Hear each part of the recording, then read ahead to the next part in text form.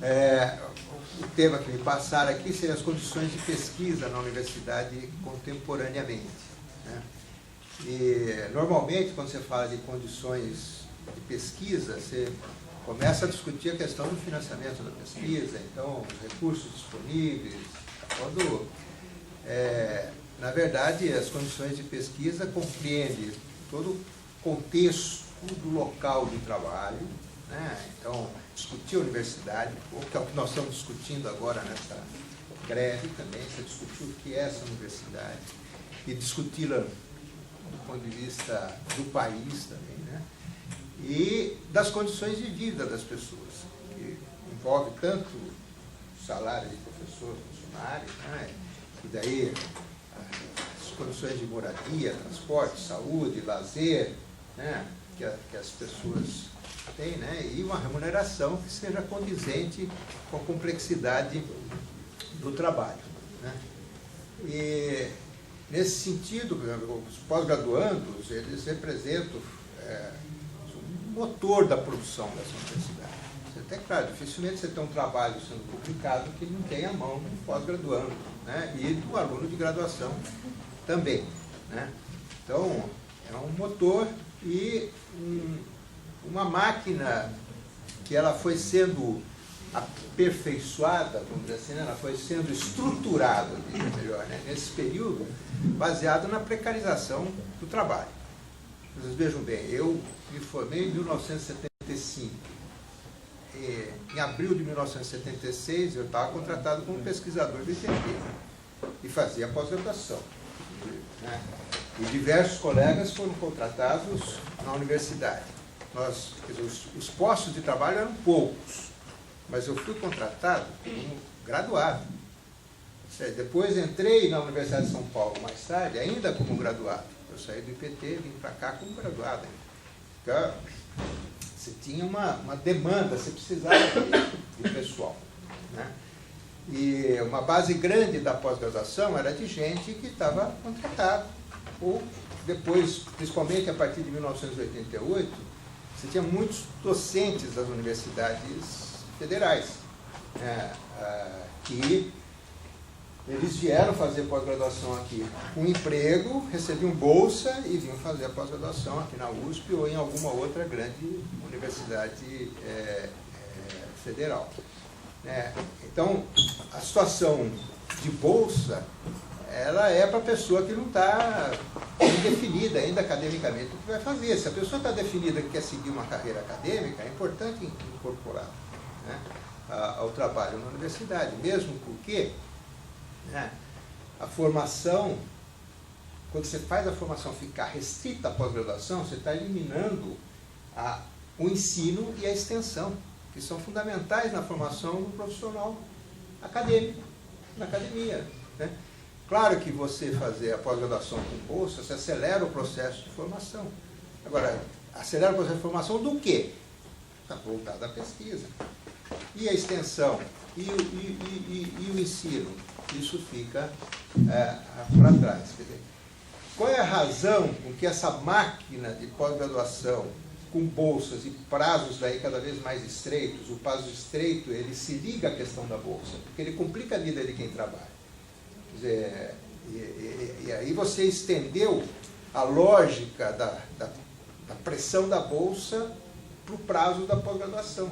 Então você pega professores que são da rede e querem fazer pós-graduação, então é uma situação complicada para vir para cá, né? E pressionar os prazos de todo mundo. Então, aproximando o prazo da pós-graduação ao prazo da bolsa também, né? E essa precarização daí do trabalho se dá através da bolsa, ela está ligada ao quê? A uma estrutura de educacional em todo o país que se degradou.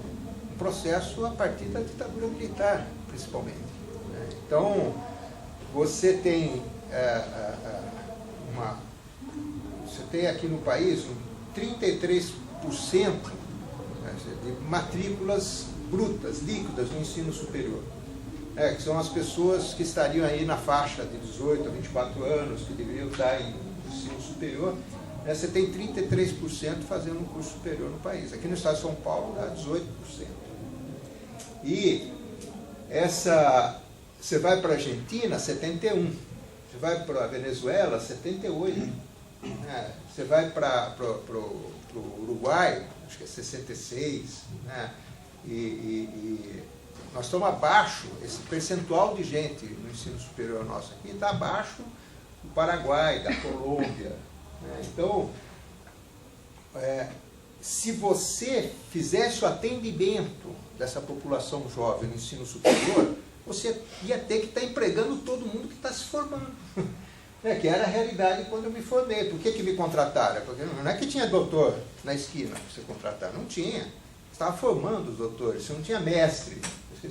E aí você pegava o aluno que se formou com uma boa nota e tudo, e já estava pronto para dar aula. Tá certo? E isso faz parte de uma boa formação do indivíduo como acadêmico. Né? Então, em grande parte, essa realidade está ligada a essa precarização que se acelerou no país nesses anos da ditadura militar. E as características da nossa economia também. O sistema universitário ele tem os vínculos com a estrutura econômica. Você está numa economia dependente. Então, a nossa indústria aqui, ela importa praticamente toda a tecnologia e trabalha com a ciência que está desenvolvida internacionalmente. Então, você tem e nós somos a sexta economia do mundo, talvez quinta, talvez sétima, depende da hora que você fizer essa medida. Mas nós estávamos há uns 10 anos atrás como 11ª e 12ª, hoje estamos ali entre a quinta e a sexta economia do mundo. Como é que uma economia tão pujante, né, tem 33% dos seus jovens no ensino superior? É porque o processo de elaboração, o processo que envolve agregação de conhecimento, ele se desenvolve principalmente no exterior. Então, as áreas em que você tem uma economia mais desenvolvida aqui, você vai ver que tem um desenvolvimento e uma agregação de pessoal na produção científica, tecnológica, área agrícola e tal. Né? E essa economia é forte porque ela está principalmente ligada à questão da produção de produtos agrícolas, dos minérios. Né? Então, o país aqui é um país rico em água, energia, é um país rico em material humano, que para fazer trabalho braçal também, né? E a ciência e a tecnologia fica fora, porque isso representa daí uma transferência de recursos para fora do país muito grande. Né? Então, o nosso pós-graduando, eu já falei isso algumas outras vezes, é uma espécie de uma boia fria nesse processo de produção científica e tecnológica do país, certo? Porque você recebe uma bolsa precária, que dá uma condição de vida extremamente modesta, você não tem nenhuma garantia trabalhista, você não entrou no mercado de trabalho, tá certo?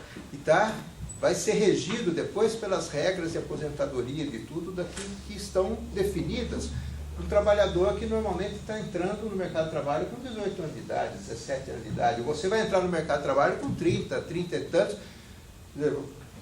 As regras são o quê? Para o homem, 60 anos para aposentar, né? Para a mulher, 55, e 30 anos de contribuição para a mulher, 35 para o homem. Então, se você entrou com 30 anos, você vai se aposentar com 65. Então, aquele prazo dos 60 já foi para o espaço. Na verdade, ele vai ser 65. E dependendo, se você... Né, meu filho já está com quase 35, ele é um pesquisador agora, mas entrou no mercado de trabalho com 32, 33. Ele vai se aposentar próximo dos 70 anos, que é a aposentadoria compulsória, tá certo? No serviço público. Então, é uma realidade de trabalho extremamente precarizada e trabalhando bastante. A pós-graduação deveria ser um instrumento de formação e não de cobrir esse processo de precarização do nosso trabalho no nosso país. Então, isso envolve um projeto estratégico de desenvolvimento do país, e aí envolve também você ter reitorias e tudo aqui que tem essa perspectiva e visão estratégica do país, tá certo? E não ser um gerente de negócio, que ele está dizendo, não, o dinheiro não dá, então vamos cortar pessoal, vamos cortar salário. Qual é a discussão que se fez aqui sobre o impacto acadêmico de você fazer as demissões voluntárias? Tem essa discussão. E a pretensão dele, o que é? Acabar com o tempo integral. O tempo integral foi a base, né, da estruturação, da qualidade das universidades públicas brasileiras, certo? Não só no estado de São Paulo. Então, acabar com o tempo integral. Ter o gerenciamento de característica empresarial, ele vai na mídia e fala o quê? O bom são as universidades americanas, que o diretor ele contrata e descontrata o indivíduo pelo preço que ele quer, demite, contrata quando ele quer também. Certo? Ponha isso numa economia dependente como a nossa, é o fim da universidade. Você vai ficar cada vez mais dependente. O projeto republicano é que dá capacidade de você produzir conhecimento, né, com o Estado, né, criando as condições de você produzir ciência, tecnologia, arte, cultura próprios, tá certo? E de qualidade. Né? Agora, isso aí, ele se insere nessa discussão da autonomia da universidade. Então, o que eu estou dizendo? Qual é a condição de trabalho? A USP, Unesp e Unicamp conseguiram, a princípio, no país, essa posição da autonomia. Mas a autonomia financeira, a autonomia é uma coisa que está na Constituição. As federais têm autonomia, né? As privadas também, né? As privadas têm autonomia na medida do dinheiro que eles conseguem apropriar, né, dos estudantes que lá estão. Agora, as federais, elas têm autonomia simbolicamente, mas na prática, todo final de ano, o recurso dela é recolhido pelo governo. O que não gastou, recolhe.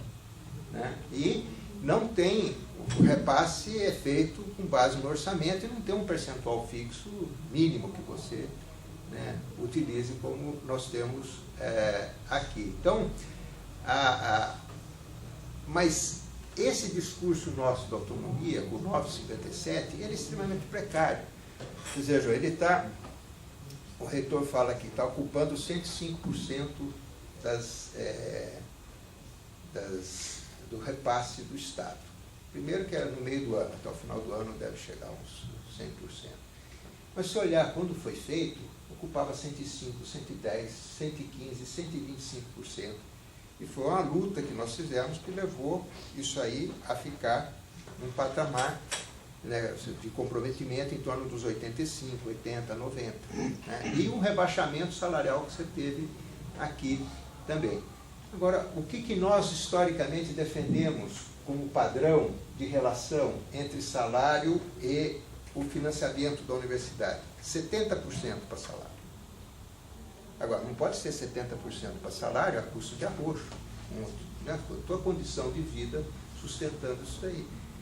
E por que é importante ter os 30?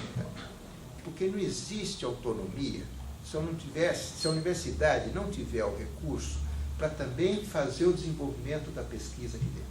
Essa é uma discussão que a Chauí, por exemplo, fez um texto muito interessante no início do governo Lula. Ela hoje nem fala mais né, em relação ao PT, né? Que ela também não quer pôr azeitona na empada do PSDB, que são os bandidos, tá certo? Então, agora,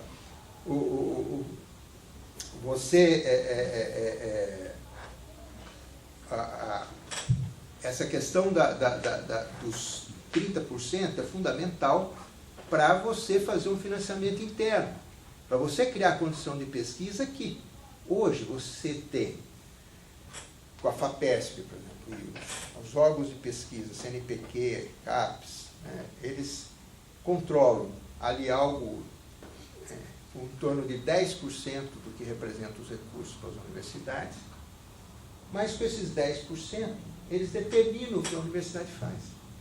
Determinam qual é a pesquisa. Você tem que passar pelos critérios da FAPESP, dessas organizações. Né? Então, a universidade ela tem que ter um recurso para definir o que ela vai fazer. E o financiamento pelas agências de fomento tem que ser uma coisa para fazer o desenvolvimento de áreas novas, específicas. É um fomento, né, com perspectivas de abertura de novas áreas, novas pesquisas e também, claro, para financiar o cotidiano da universidade, né, que vale a pena. Agora, isso daí tira todo o processo de decisão de dentro da estrutura universitária, que se ela já é autoritária, a estrutura de relação com a FAPESP mais ainda. Né? Então, meu pai foi o primeiro diretor científico da FAPESP. Né? E ele dizia o seguinte: não é razoável que você tenha a recondução do diretor científico. Reeleição. É um poder muito grande que você tem no administrador da FAPESP. Então, você tem uma possibilidade de começar a atender os próximos. Né? Além disso, você deveria ter a eleição do diretor científico da FAPESP. Porque aí você começa a ter uma discussão, de democratização de como vai ser feito o financiamento. E essa é uma condição fundamental, né, para o desenvolvimento da pesquisa na universidade. Então, essa questão da autonomia, ela é chave. Por isso que a luta por mais recursos, ela não passa só por você ter salário. Ainda que bom salário seja fundamental. Né? Ainda que você ter boas bolsas seja fundamental também. Por acaso aqui tem um artigo da Esther, né, que é minha enteada. Né? Então eu leio um artigo dela, ela participou da luta, do movimento pelas bolsas de estudo lá no Rio de Janeiro. Agora ela está na Paris 13, lá fazendo co-tutela, né, um doutorado. Mas tem essa questão, você tem que ter bolsa decente. Você não pode, a bolsa da FAPESP para mestrado é uns 700. Uma pessoa que se graduou, que condição de vida você tem com 1.700, um graduado? Eu, quando me formei, consegui um emprego, tá certo? Eu fui fazer a pós-graduação com esse emprego, uma coisa articulada. Como é que você, uma pessoa fazendo um doutorado, 2.300, certo? Não dá. Quer dizer, isso é um patamar de bolsa extremamente baixo. Então, essa questão da autonomia, ela é fundamental. E ela está ligada ao projeto de sociedade que você vai ter também. O pesquisar para quê e para quem. Como é que você faz essa discussão se o gerenciamento da pesquisa, a sua base do gerenciamento da pesquisa, não passa por aqui? Então, vocês viram, vamos pegar na relação hoje, a FAPESP tem 1% das receitas 1% das receitas do Estado, né? Das receitas líquidas do Estado. Agora, as universidades recebem 9,57% do ICMS. Vamos ver, com 70% disso, mais ou menos 80%, vai ser o ICMS representa uns 80% das receitas totais. Então, você vai ter aí uns 7% efetivamente das receitas totais do Estado vindo para as universidades. Se 30% disso fosse receita para a universidade gerenciar, para o seu funcionamento operacional, para financiar pesquisa, para fazer construção de prédios, manutenção e tudo, você teria cerca de 2,4%. Quer dizer, mais do que o dobro do recurso que a FAPESP representa para a universidade gerenciar, o que seria as universidades gerenciárias, o que seria fundamental para você ter autonomia e aí criar as condições de você fazer a discussão, né, que atormenta algumas pessoas e não todas. Para que serve a minha pesquisa? Quando você tem uma economia dependente, a tua ciência é dependente também. Você costuma ser um apêndice do que está rolando lá fora. Você está agregado a grupos internacionais e tudo como um apêndice do que está acontecendo lá fora. Ou simplesmente você está no exercício de fazer uma produção, né, que como o rapaz que se matou aí, você você sabe que não vai prestar para nada. Tá certo? E isso é um problema sério. Né? Quer dizer, mais do que a remotivação financeira, é importante que as pessoas tenham uma motivação para um projeto de país, um projeto de sociedade. Quer dizer, a tua ciência, a que ela serve? A quem ela serve? Né? Então, você está aí com os transgênicos, né? Se desenvolvendo para todo lado. Né? E a discussão em torno do transgênico está ligada ao interesse do agronegócio. Você não está ligado ao interesse da população. E nem à segurança alimentar, que é a questão mais séria, que menos se discute. Tá certo? Que é a apropriação das sementes, né? Viram uma patente, que você se apropria, né? E que você vai liberar essa semente para quem te paga. Vocês vejam, a Monsanto desenvolveu o Terminator. E tem o Terminator 2. Você já ouviu falar do Terminator? O Terminator é assim. Você planta e não nasce. Para nascer, você tem que... desculpe. Terminator é assim. Você planta, nasce, e aí você pega essa semente e vai plantar de novo, ela não nasce. Porque eles dão um banho de penicilina e com isso você não vai ter... Você não pode usar essa semente. Você vai ter que comprar de novo a semente. O Terminator 2, ela é um avanço nisso. Você planta e não nasce. Você tem que botar o produto deles para depois ela crescer. Né? E aí você tem que pôr uma chave para crescer. Né? E o que o Mohamed, que é pró-reitor de pesquisa lá da Unicamp, né? Um geneticista pró-reitor de pesquisa da Unicamp, ele mostrou num debate que nós fizemos na SPPC, é que essas empresas, elas estão principalmente ligadas à questão do agrotóxico. O negócio deles não é semente, o negócio deles é um produto químico, certo? Tanto no caso da soja como do milho. Quando era moleque, você falava da Bayer, você pensava em quê? Bayer é veneno, Bayer é remédio. Sim, é esse o negócio deles. E hoje Bayer é milho, porque é um milho transgênico que, né, depende lá dos produtos químicos que eles vão estar pondo na praça. Então,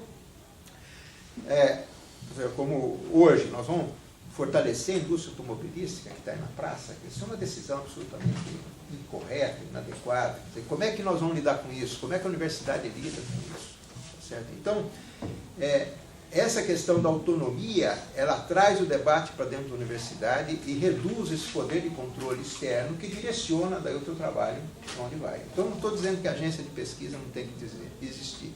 A agência de financiamento não tem que existir. Tem, mas ela é para fazer principalmente o financiamento de novas áreas, né, fortalecer áreas que precisam crescer no país e tudo, mas a universidade tem que ter capacidade própria de fazer o seu desenvolvimento de pesquisa internamente. Isso seria a questão da autonomia. Né? E daí a autonomia não se presta se não tiver democracia. A questão do ambiente universitário é fundamental. Então, a democracia nas relações de vocês com o orientador. Começa ali. Quer dizer, essa estrutura de poder autoritária que tem aqui, ela vai chegar a você via orientador. Tá certo? Como é que se dá? Eu me lembro de um colega que falava assim, eu passo uma proposta de trabalho para o meu aluno, ele vai trabalhar sem saber para que aquilo lá serve. Quando ele terminar, ele vai entender para que aquilo serve. Muito bom. Tá certo? Isso é um absurdo do ponto de vista acadêmico, é um absurdo. Certo? Então, quer dizer, a questão da democratização ela é fundamental para a produção de conhecimento, de saber, de qualidade. A liberdade acadêmica é fundamental. E sem democracia isso não se consegue.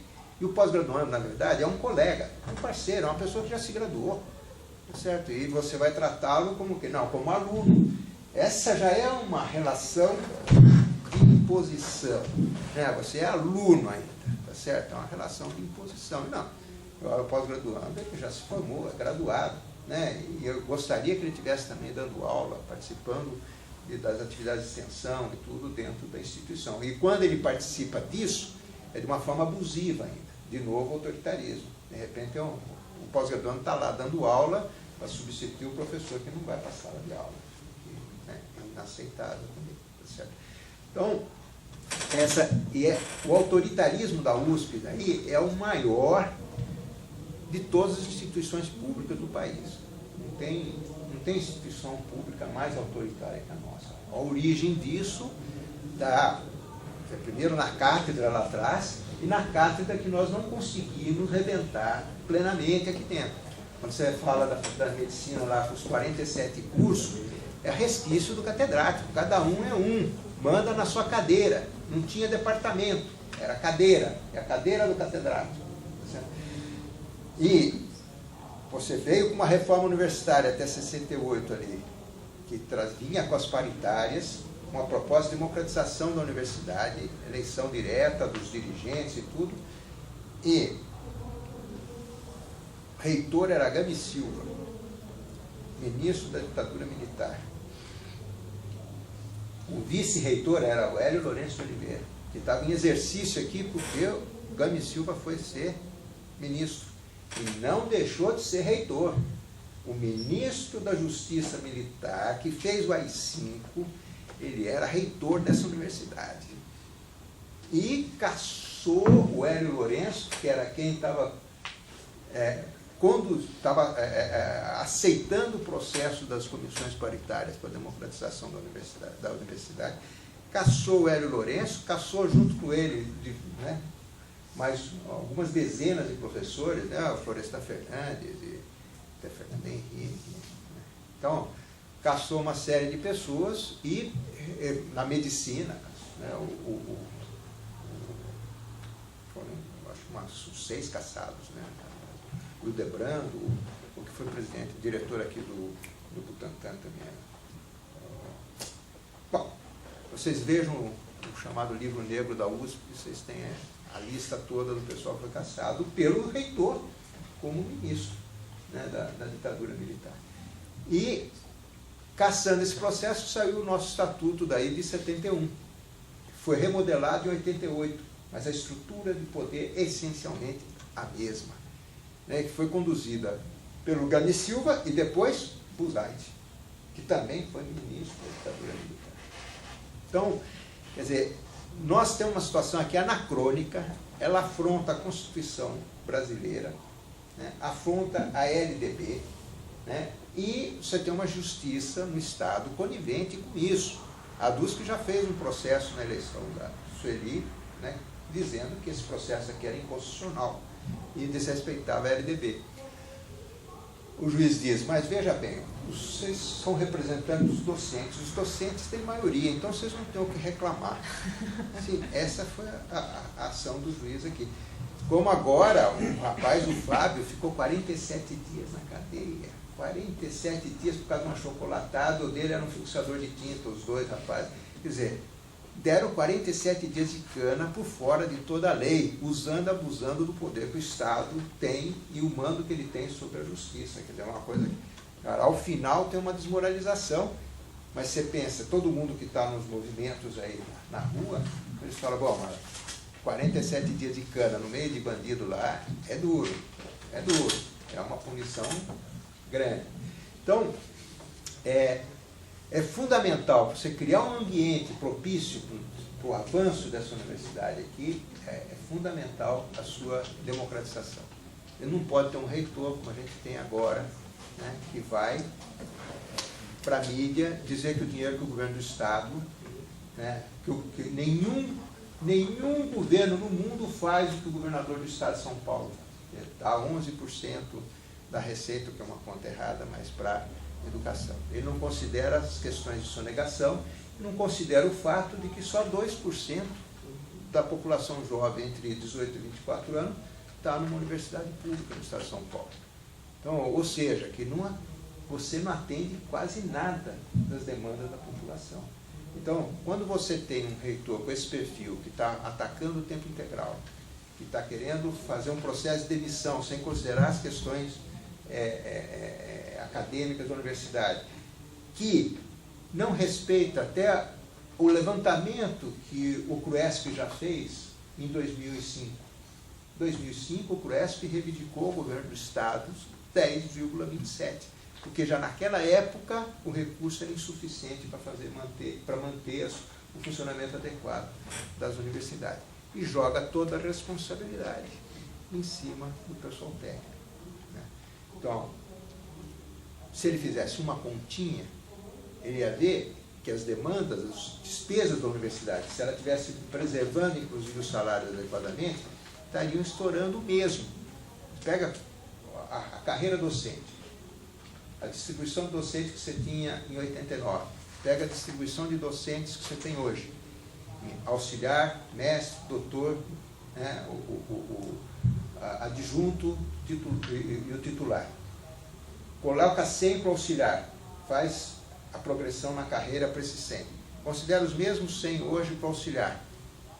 Em 89, 65% do corpo docente tinha doutorado ou mais. Hoje, 99,3%. Então, se você considerar essa mudança do perfil, significaria, sem contar tempo de serviço, nada, mais 30% de gasto se você mantivesse o mesmo padrão salarial de 89. Certo? Então, você teria que ter um reitor aqui que defendesse a instituição, uma universidade pública que acaba de sair no ranking como entre as 100 e 150 maiores, tá certo? E ele trata como se aqui o problema de gerenciamento é de uma empresa qualquer, certo? Então, é fundamental para a gente preservar essa universidade que, apesar desses dirigentes, né, ela continua sendo considerada a melhor universidade do país, é muito boa, dá uma formação boa, as pessoas, não é à toa que, tanto na graduação como na pós-graduação, as pessoas buscam vir para a Universidade de São Paulo, buscam Unicamp, Unesp e buscam as universidades públicas em geral no país. Agora, para essas condições serem preservadas e avançarem, só se a gente conseguir efetivamente estabelecer uma estrutura de efetiva autonomia, portanto, pressionar o governo do Estado para financiar adequadamente a universidade, e a gente tem que ter a democracia. São dois elementos fundamentais. E aí, eu acho que esse é um momento extremamente importante para a gente fazer essa luta. Certo? E por isso que, quer dizer, mesmo que essas questões que eu estou pondo, elas têm caráter geral. E nesse momento, não é uma questão conjuntural. O que é conjuntural é a necessidade da gente fazer o enfrentamento dela. Porque, mais uma vez, a gente está diante de um governo, né, e de um reitor que representa esse governo. E o governo aparece pouco, porque o reitor se coloca como um biombo, né, de uma política desse governo de Estado. Né? Então, é um momento conjuntural em que é fundamental a gente fazer esse enfrentamento, né, e lutar pelo projeto de universidade que a gente tem, que as pessoas acabam não pulando do prédio. Não é o primeiro, aqui na física já teve outro físico que pulou lá do prédio, acho que é um mal dos físicos. Mas, quer dizer, você efetivamente se sentir participando da construção de uma sociedade mais justa, igualitária, soberana, certo? Em que você trabalhe para viver e não viva para trabalhar. Né? Que essa é a maluquice que o modelo neoliberal, né, tenta nos impor. Então, eu agradeço o convite para participar, né, e convido a todos a entrarem conosco nessa luta que já vara mais de 80 dias, tá certo? Para defender a universidade autônoma, democrática, de qualidade, né, e que vocês tenham condições, sejam mais respeitados.